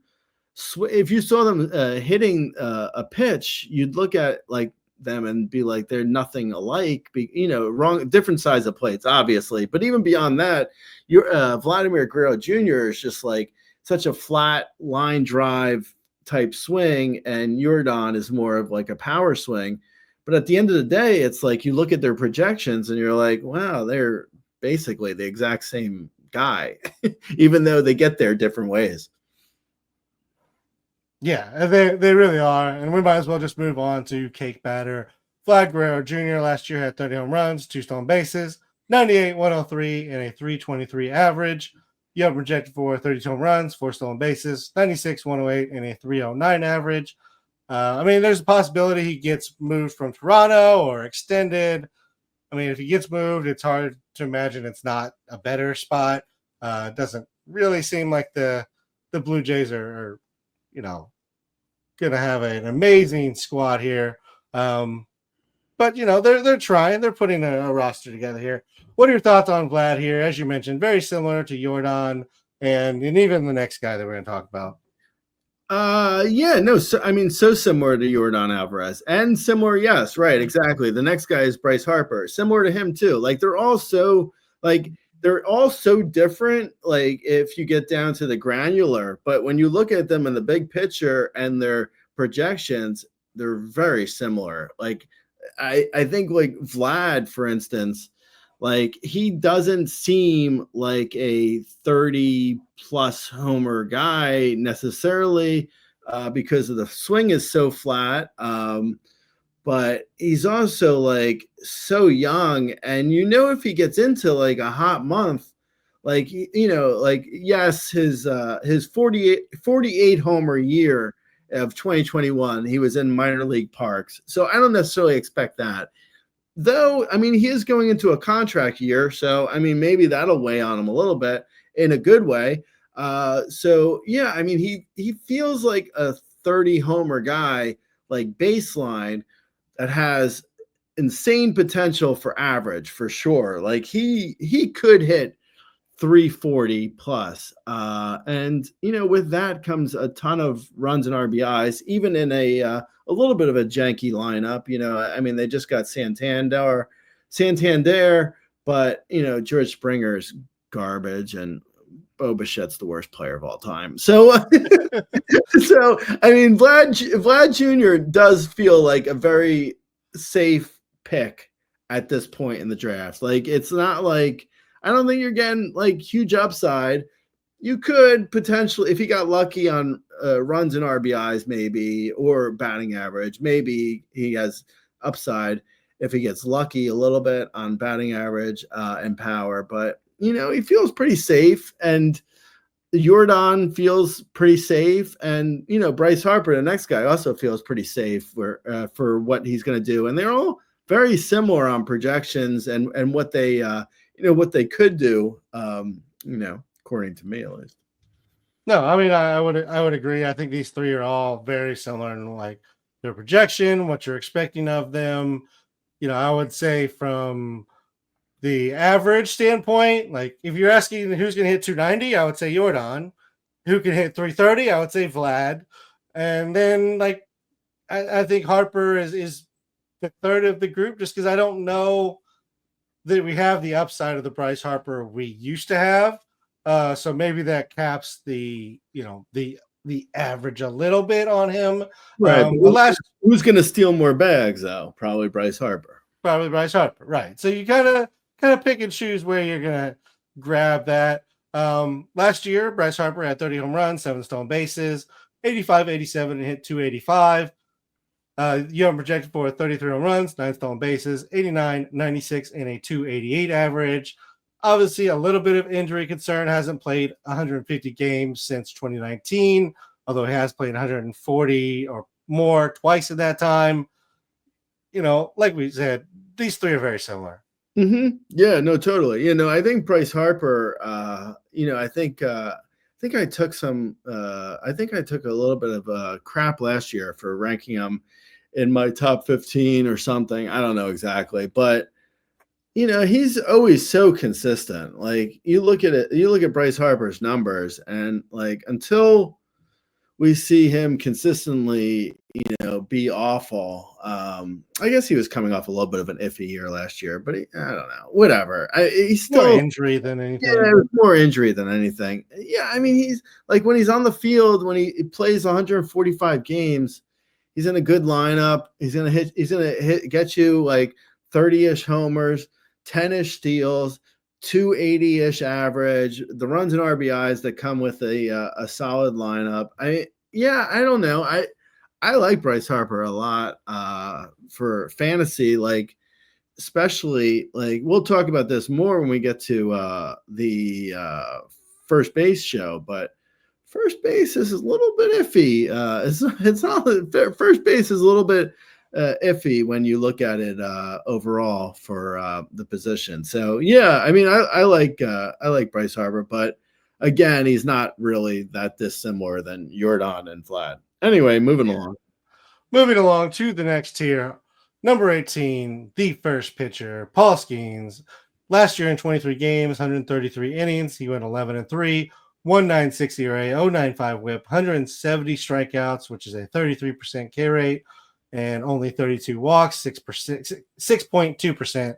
You have him down for 17-6 record, 2.47 ERA, 0.97, 250 strikeouts, and 192 innings. Side note, I really, after reading your article, really wanted to pull up Shaman Isles' girlfriend and just have her be an absolute smoke show. She is a very good looking girl, but no, not the smoke show. I was really, really hoping.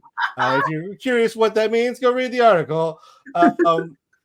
I feel like the fantasy world's moving to our thinking a little bit in regards to pitchers going maybe not quite as early. It does feel that way, doesn't it? But that being said, like I've still seen Skeens go like top 5 picks in certain leagues. So Here's the fact that the fact that Skeens' ADP is 12 right now as we're recording this in January. That's lower than I would have expected for. I mean, I do think people are moving closer to our thinking about not drafting top starters. I mean, if you look at my a top 20 for 2025 article and you read it and you're like, last year's number one starter, everyone wanted was Spencer Strider. Like that alone should, I know I'm not trying to put like that on Paul Skeens. I hope he's great. I hope he's healthy. I hope he pitches 240 innings. I don't care. Honestly, it doesn't help or hurt me because I won't have him on any of my teams. But I mean, you could have gotten more of a lock than Spencer Strider last year. It was like dead set. Everyone was on Spencer Strider as being the number one starter. It wasn't even like there wasn't even talk of someone else being the number one starter over Spencer Strider. He was so number one. He was challenging Ronald Acuna Jr. He was so number one. I mean, it was like people were like, give me Spencer Strider and his 200 innings and 6,000 Ks, and I am set for life. And then they got to May, and they were like, well, maybe I could pick up Luis Severino off of waivers, and maybe I can make a trade. Yeah, the problem is, though, honestly, the problem is when you drafted Spencer Strider, and now the problem is you got no one to trade because you screwed up your entire team. No, that's it's water under the bridge at this point. But I did tell you last year not to draft Spencer Strider. I mean, I couldn't have been more clear about that. And I'm saying the same for Paul Skeens. I like him. I would never draft him. I would never draft a top starter. They're, as good as they are, you can just draft a number one starter 200 picks later, like Chris Sale, or not, or the numerous guys you could have had later. There's so many starters in the draft. I mean, there's so many starters. I get the attraction with Paul Skeens because like I look at him and I'm like, damn, he really is good. And he is. I get it. I love to watch him pitch. I just don't love to watch him on my fantasy teams. Like, you could have had Chris Sale, you could have had Logan Gilbert, you could have had Shota Amagana, Seth Lugo, Dylan Cease, Bryce Miller. Those are guys. I'm looking at the player rater. Those were guys that were all in the top 10 for starters last year, and those were all guys that you could have drafted after the top starters were gone. Tariq Skubal was even, he was, I think, going around like 45, 50 last year. So you probably could have even gotten Tariq Skubal, who was the number one pitcher. So Tariq Skubal, Chris Sale, Logan Gilbert, Shota, Seth Lugo, Dylan Cease, Paul Skeens. Last year you could have had him, and Bryce Miller. What is that? What's that? 7 of the top 10 starters last year you could have drafted after pick 45 overall. Like, instead it's like you need to draft a starter in the first round. Like, come on, man, stop being crazy. What's wrong with you, man? All right, let's stop being crazy. Get back to hitters. Gray 19, Jaron Duran. Last year went 21-34, 111-75, hit 285, 342, 492. Had a career best K rate at 21.8 and a career best walk rate at 7.3. You have project for a 23-36, 116-74, and a 291 average. Better pitch selection, better contact, career best barrel and average exit velocity. top 25 in sprints, every sprint category. I mean, he was pretty great last year. I think I brought this up when we did our top 20 or our end of season draft. Not every prospect breakout is the same timeline. My only even minor concern is that his comes at 27 in his third/fourth season. But he was great last year. Yeah, no, definitely. Yeah, and I mean, as you went through those numbers, there's really no numbers jumping out that have like me concerned other than his age. But that's like actually a guy I mentioned earlier, Brian Giles. He didn't break out until age 28. I think the Red Sox, they had a bunch of guys. They didn't have room for like Duran some years. He was he's a bit of a head case, whatever with that. I mean, he's coming to his own. He's hitting, for power. He's got crazy, like he's honestly 34 steals last year. He feels like he could also steal 50 bags. Like he has insane speed. The monster, I mean, he really plays into, like, you look at his spray chart, and he really plays into the monster with, like all his doubles. He 48 doubles last year. So many off of the monster with so 285 average with a 345 BABIP feels very repeatable. I like Duran a lot. I would say, I tried to even move him higher. I didn't want to get stupid with myself, but I really like him. He's for ADP, he's a hair lower than this spot in ADP, but I'd happily draft him. Like, I would take him in a second if I got the chance at pick 19. He's going at 21 overall, so it's not like he's going that much later on average. But at 19, I'm happily taking him. I couldn't really, without being stupid, I couldn't really get him above like the Bryce Harper, Vlad, Jordan people, because I mean those guys are just so solid. Like Duran has an easier chance to be better than those guys because he's also chucking in 30 steals. So he's got an easier route to being better than those other guys on the player rater. But those guys are so rock solid repeatedly that it's really like you look at them and you're like, yeah, I mean, Duran is probably, if Duran does 30-30, that's better than Vlad going 30 homers, 5 steals. But on the other hand, Vlad feels a lot safer. So I think Duran is safe enough to draft at 19 overall. So I think he's safe. I just, just being realistic, I don't want to get too crazy and move him up too much higher, but I do like him a lot. Yeah, I mean, I could see him maybe getting up above Harper just because of the injury concerns that he's had in the recent years. But like you said, like there's so many guys above him that have been so good for a longer time.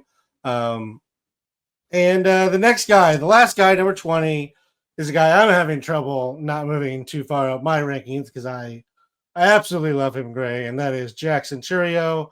Last year went 21 home runs, 22 stolen bases, 80, 79, 275, 327, and 464 in his rookie season. You are projected for 26 home runs, 32 stolen bases, 102, 84, and 284. All he did was get better as the season went along. Second half last year, he had 310, 12 home runs, 12 stolen bases, dropped his K rate 5%. I mean, the batted ball got better. Everything got better, Gray, as the season went on. I love it. I think he can go like 30-30 here, and I don't even think it's that hard for him. I really want to keep moving him up my rank. So please, where do you have him? I have him at 10 right now. Wow, really? Oh man, I absolutely love him. 30-30 is kind of what you want from. Who's the one guy you have? Who's the one guy you have much lower than me? Because someone has to be way lower for you to have Churio at 10? I have Julio below him. I have Duran lower than him. We have Acuna in the same spot, but I have Acuna after him. I'm not committed to 10, but that's who I currently have there. I have Jordan and Vlad below him because I have them all. I won't hold you to your rankings like you hold me to mine. Well, you are the Don't worry about it. No, please. Wars and I did win labor last year, but no one really congratulated. Nobody cares what I rank people, Gray. Okay. Anyway, so Churio. So I agree with you. I think I think I write in my top 20 about how much I want him. Like I want him in like every league, right? But my one thing, my one problem with like moving him up was just the lack of steals last year. Like 22 steals, getting caught 7 times. Like you mentioned the second half, how it got better. Marginally, he still got caught 4 times, but he stole 12 bags.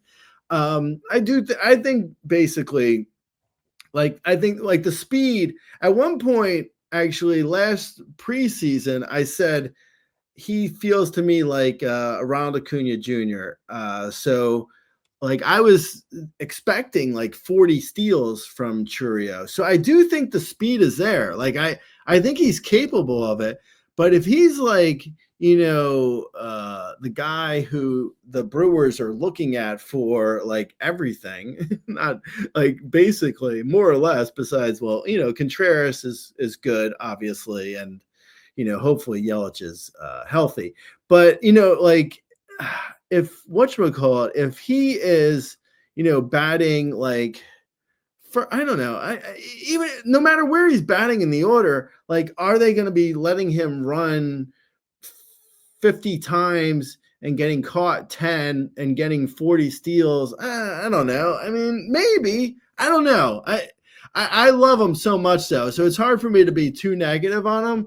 I'm just saying, realistically, I don't know like what the steals, like how high they could possibly go. I do think there is insane ceiling here. Like I do think, like I said, I mean, I compared him to Ronald Acuna Jr. Like I think the potential is there for Churio to go like 30 homers, 45 steals, hit 285 plus. Like I think it's there. It all could come together. Plus, like you were mentioning how he hit 310 in the second half last year as a 20-year-old.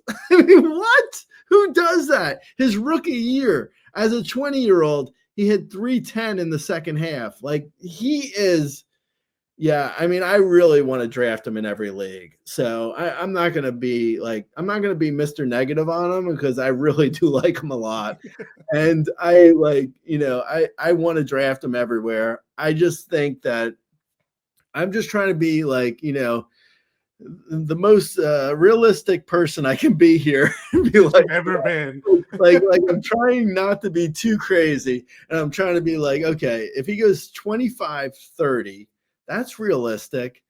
And that's sort of like, just a tad. That's just a barely inching up from his second half last year. If you were to prorate it over a full season, like it just barely moving up on the speed and the power. And then the average, around 285 is what I'm projecting, even though, like we've been saying, he hit 310 last year as a 20-year-old. So that's crazy, as in the second half, that is. But still, in the second half, 310 is nuts as a 20-year-old. So, yeah, I mean, the sky is the limit here. Like, if we're not, I'd be shocked if next year, if we're not back here talking about him being a top 3 overall pick. I would be really shocked if that's not the case. Yeah, and it's not even just the second half, Gray. Like she really struggled April, May. Like his first 2 months, no doubt he absolutely struggled. Starting June, he hit 303, Gray, like with an 18.5 K rate. this is a guy that has all the tools. In regards to sprint speed, he was 18th. In the 80-foot splits, he was 33rd. So there's more speed that could be unleashed if they let him. And I think maybe with a solidified spot in the lineup this year a little bit too, that may clarify a little bit of him stealing. Like last year, he was all over the place. He didn't really hit leadoff. He's going to hit leadoff this year. That should clear him up to run whenever he pretty much can. The Brewers were second in the league last year in stolen bases, so they're not afraid to let guys run. So yeah, I mean, I love Churio. I don't know that he stays at 10. There's some guys I probably need to move above him, just thinking rationally. We can think rationally next week when we go over my catcher rankings. Yeah, that'll be really rational because everybody from 12 to 35 will have the same projection. Exact. They're going to hit about 210 with 5 to 7 home runs. Is this is this Sean Murphy or is this Mitch Garver? Who are we talking about? All right, great. Okay. We'll save that for next week. We are 2 hours in. Do you want to give some names that are just outside, or we'll just send people to your ranks? No. We'll go over every position. You'll get it all, man. All right. That's getting into it for us. We're under 2.5 grade. That's 2 hours, 6 minutes. Not too bad for us on top 20. Everybody, talk to you next week for catchers. Hope you enjoy this. See ya.